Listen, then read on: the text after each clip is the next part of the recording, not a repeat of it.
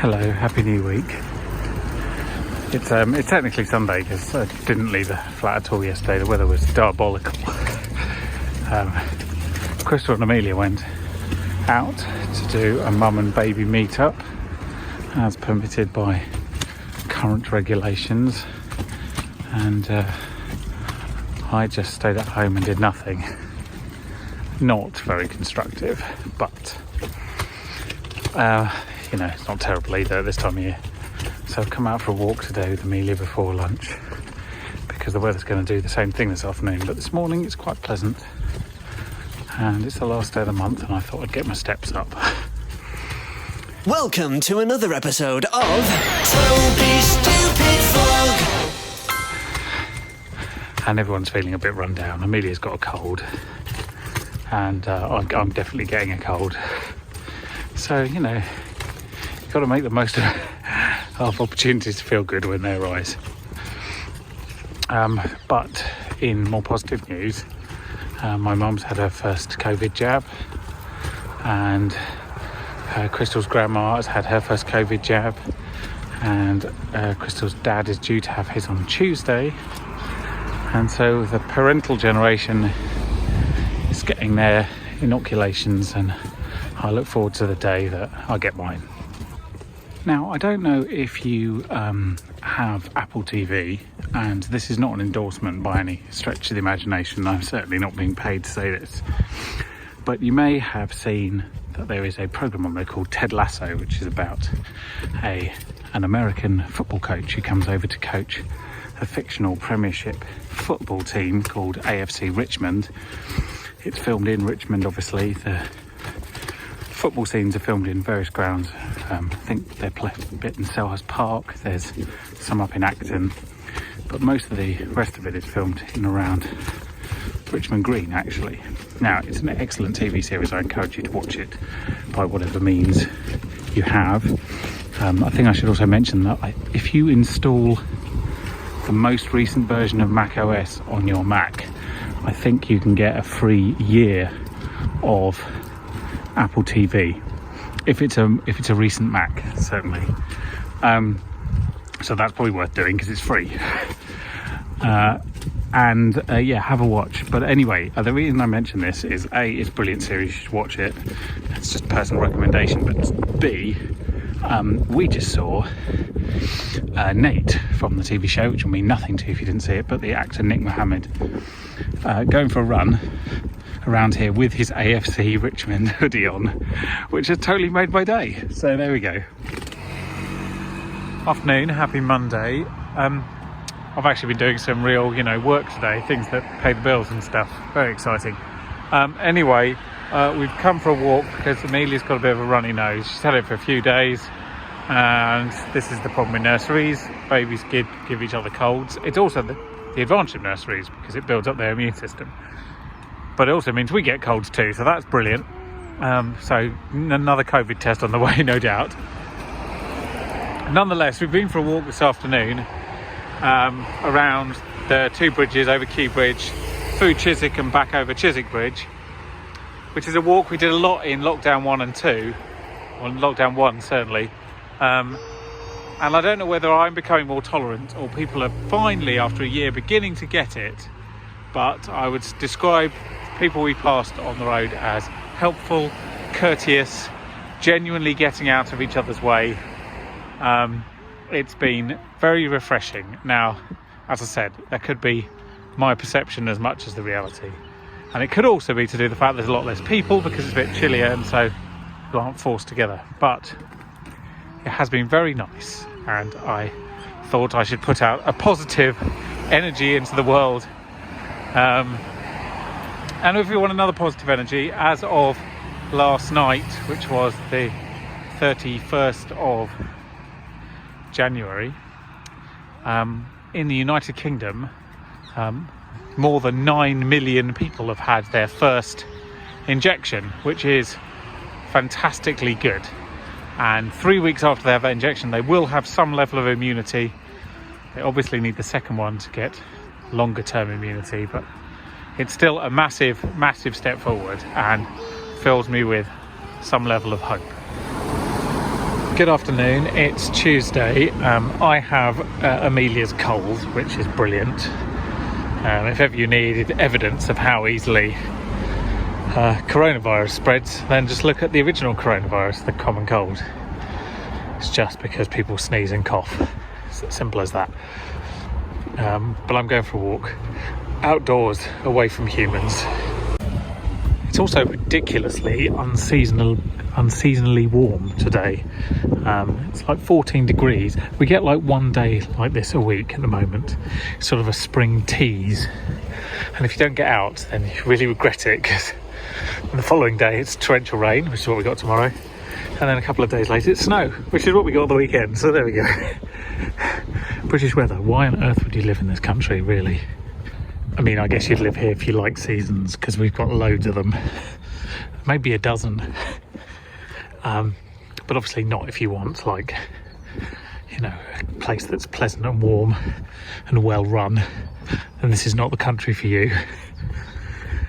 But my mum had her jab on Saturday and Crystal's dad had his today.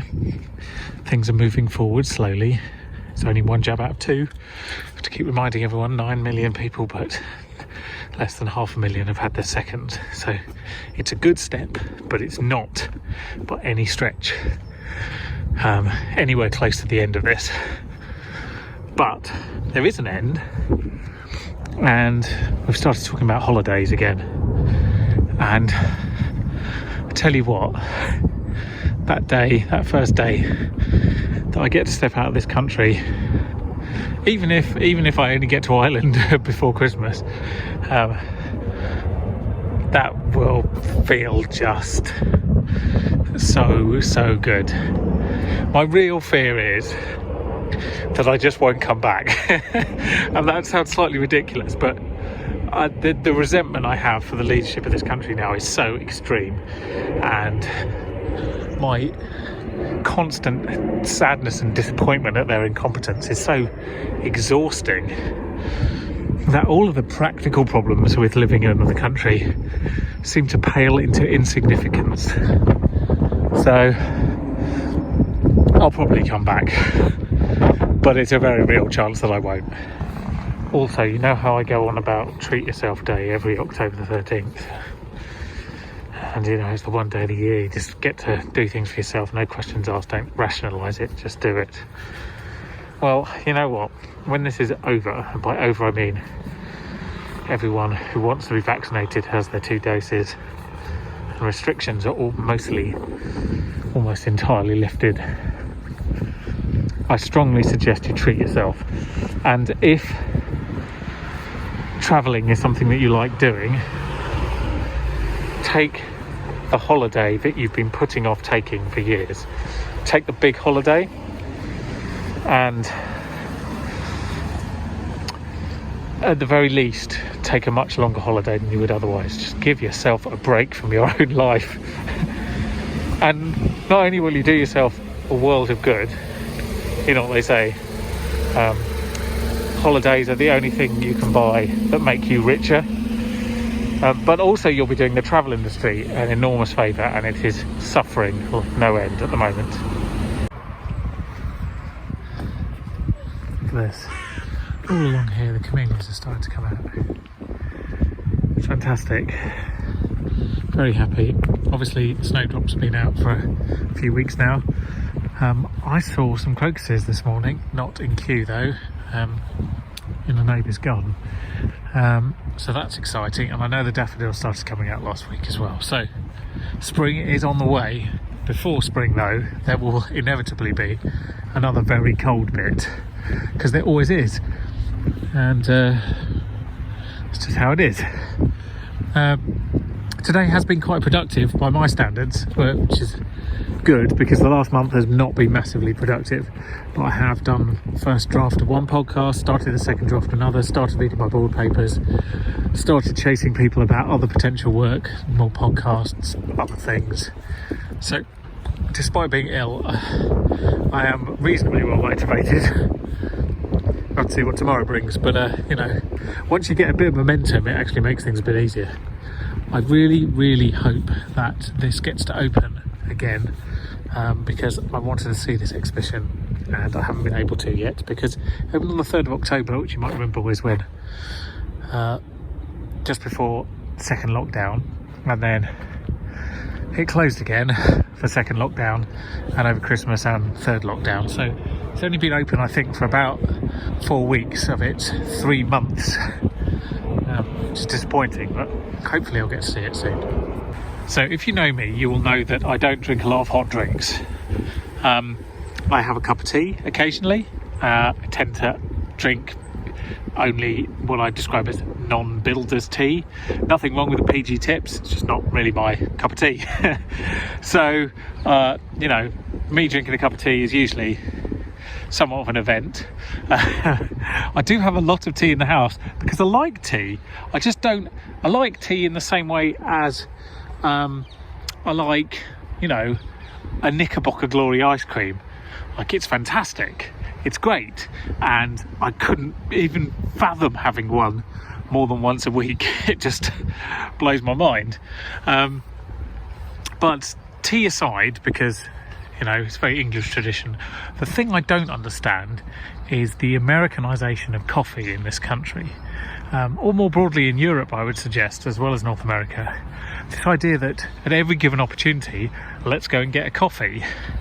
So let's imagine you do like the taste. I mean, I don't. I think it's weird. It tastes like beans. And that's put you off coffee for life. But even if you like the taste, okay, fair enough. It's a hot drink, so to me that is like a treat at best. But it serves no useful purpose as a drink. It's not thirst quenching, it's quite the opposite. Coffee is a diuretic, it makes you thirsty. Does it fill you up if you're prone to snacking? Possibly, but it also can be quite calorific, so why not just snack? Just be honest. It doesn't serve a purpose. Like, I don't understand it. And huge swathes of, as I said, Europe and North America, just like 2 or 3 times a day, just go and get a coffee. I have a drink when I'm thirsty, but I don't just wander around having non-healthy, non-thirst quenching drinks just to occupy my time. Anyway, enlighten me. Here's some crocuses.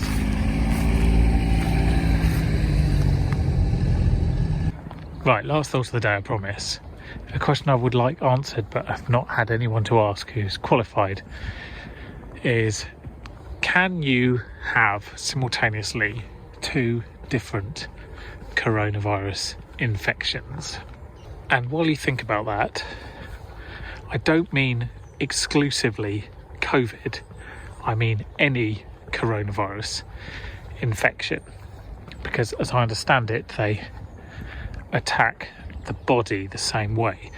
So my instinct is you probably can, but at some point I would imagine they're essentially in competition with one another, and therefore there will be one that would be dominant and would win out. It would obviously present your body with a challenge in trying to produce 2 sets of antibodies at the same time. But I'm really curious as to whether you can realistically have that. Or, here's my other thought, if you have a really strong case of COVID or you have a really nasty cold, you can't simultaneously have the other one in any sort of large effect. But I'd love to know the answer. Interesting light forming over the Thames. Something going on at Silent Park, lots of lorries, probably preparing for something, although I can't think what you're allowed to do at the moment. It involves lots of lorries, except run a Brexit lorry park maybe. I wish I could explain to you the feeling of elation I get when there's blue sky and I'm in Kew Gardens and the flowers are out. It's really powerful, and I mean, I guess it's exactly the same feeling you get when you drink coffee or whatever. But it's magical, and it's sort of it's both uplifting and energizing, and I love it. Good afternoon, it's Wednesday. I'm just going to go for a little walk, following some interesting conversations this morning about future potential work. Now, I remember when I decided I was going to become a freelancer, people said things along the lines of, you know, it's not for the faint-hearted, and things like that. And they're right if by that they mean the fact that it's inconsistent. So for example, as I said, I haven't actually until yesterday done any paid work since about a week before Christmas, and that's, you know, that could be seen as quite frustrating. As it happens, I really didn't want to do any work over Christmas, having done so much beforehand. It's nice to have a bit of time off, and you get sort of peaks and troughs. So it's quite a big peak of work for the 4 months preceding that, so it kind of offsets it. You've just got to not be concerned about the fact that your pay is uneven. That's not going to bother you at all. And sometimes there is none, and sometimes there is a lot, and you just have to manage that. You have to be confident that it will come back even when you have none, which I've learned to be, and got an email literally just before I stepped out of the house about some work I can do this month. So it all eventually all comes good, and then it certainly evens out. If you look at it as an average, it's always fine. It's just at any moment in time you can either feel like a super rich genius or a super poor idiot. So you just have to not take that personally or let it get to you, and in fact make the most of time when you're not working, because most people don't get that if they're in regular 9-to-5 jobs, and you should see it as a blessing. I certainly do. Also, the cold that Amelia gave me and then promptly recovered from inside of 24 hours is horrible. It's just a runny nose really, and sort of tight sinuses. I've done a COVID test, I'm about to post it, but it is really just a classic cold. The frustration is how quickly she got through it, and I'm just lingering through it like in the 3rd day now. She had it for literally 24 hours, and I wonder if this is just a way that sort of coronaviruses behave in very young children. They just don't hang around. That's why they're so not so badly affected by COVID. It could be something else altogether. As I'm talking to people about podcasts at the moment, and ones they're doing, ones they want to do, blah blah, basically it's the platform du jour. Everyone wants to have a podcast. Most people already do, it seems, but the question is, like, are any of them good? And the answer is actually most of them are bad, but that was inevitable when it became a sort of mass product, in the same way that most YouTube channels are terrible, or if not terrible, then very, very niche. See this one for examples. But you know, that having, say, 2 million podcasts instead of 2,000 podcasts, sure, it means that you've got another 1.9 million terrible podcasts, but actually it also means you've got more good podcasts as well. The art is finding them, curating, as it's snootily known in the industry.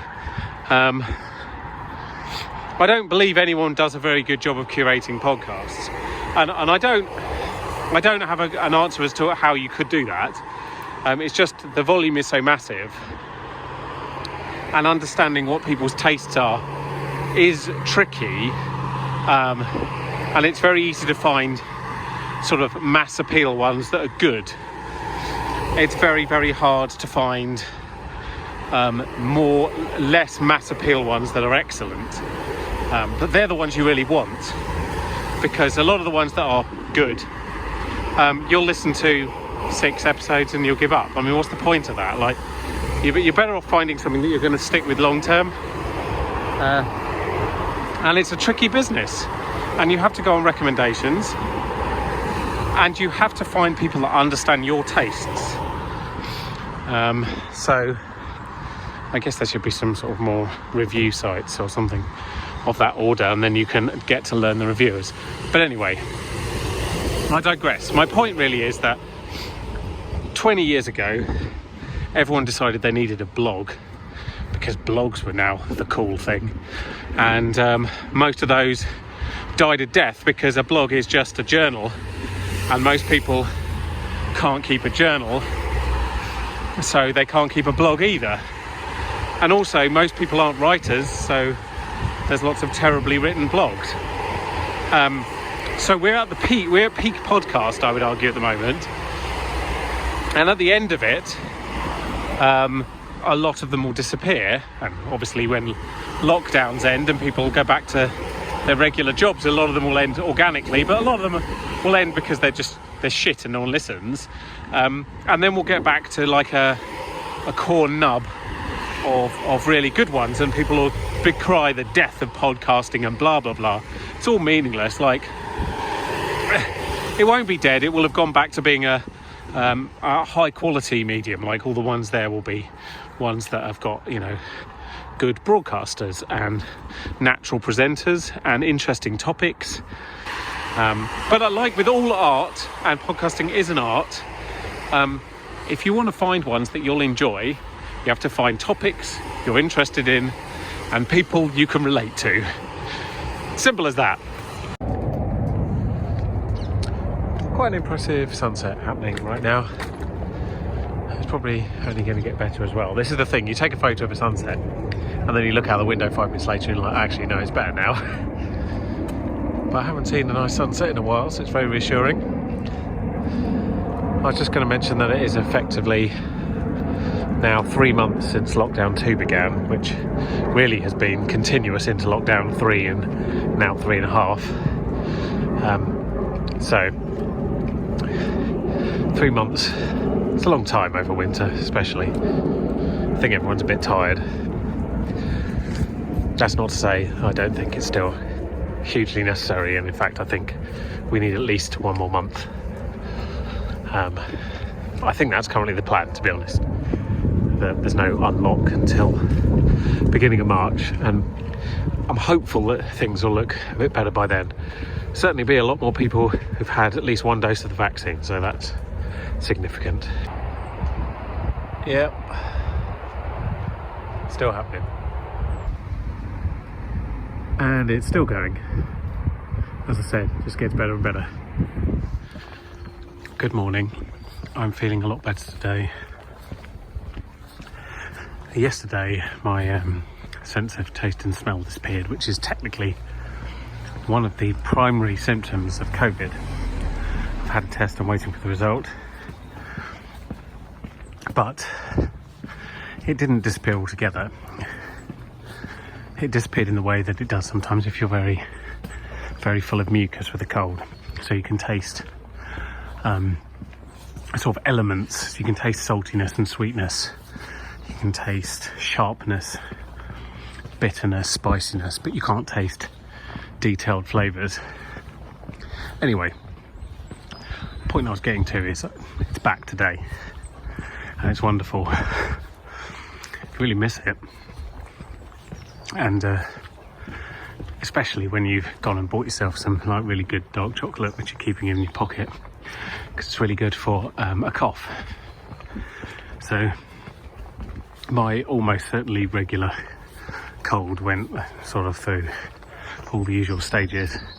Slight sore throat turned into very congested, permanently runny nose, which has now morphed into a light cough. So I'm medicating with chocolate, and it's great. Happy Friday. There's bubbles everywhere because I've been using the bubble machine. Amelia is kind of vaguely involved. There's also bubbles over here. They've sort of settled on the ground. I don't know if you can see them on this lens. But because it's wet. Yes, what is it, my love? Dirty. Yeah, dirty. It's because you've been popping bubbles. Can you pop some bubbles? Huh? Can you stand on them? Oh. They've escaped. Where are they going?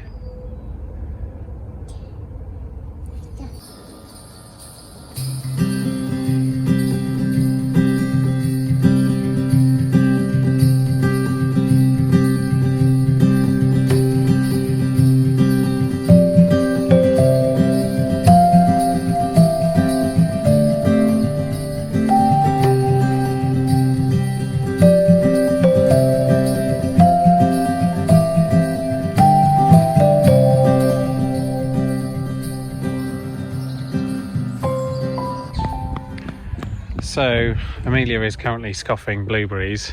We've come into queue for a quick walk. The weather was lovely this morning and we sort of did bubbles in the garden and whatnot. And this afternoon it's got a bit grey and it's looking a little ominous over there. But because Amelia's eating blueberries at quite a rate, this week's word of the week is going to be the blueberry. The blueberry. So first of all, in German, the blueberry is die Heidelbeere. Die Heidelbeere. One just went on the floor there. It's one on the floor. You dropped a Heidelbeere on the floor. No, other side. Die Heidelbeere, that is blueberry in German. Yeah, I know. And in Italian, it's il mirtillo. You push then. You gonna push? Il mirtillo. That is blueberry in Italian. So there we go. That is blueberry in German and Italian, and that is this week's word of the week. And there are no blueberries left. So there we go. Consider yourself educated. So thank you for watching this week. It's been a bit longer than normal because of my slightly strange topics. But nonetheless, thank you for sticking it out. I'll see you next week. Lockdown 3.5 continues. Toby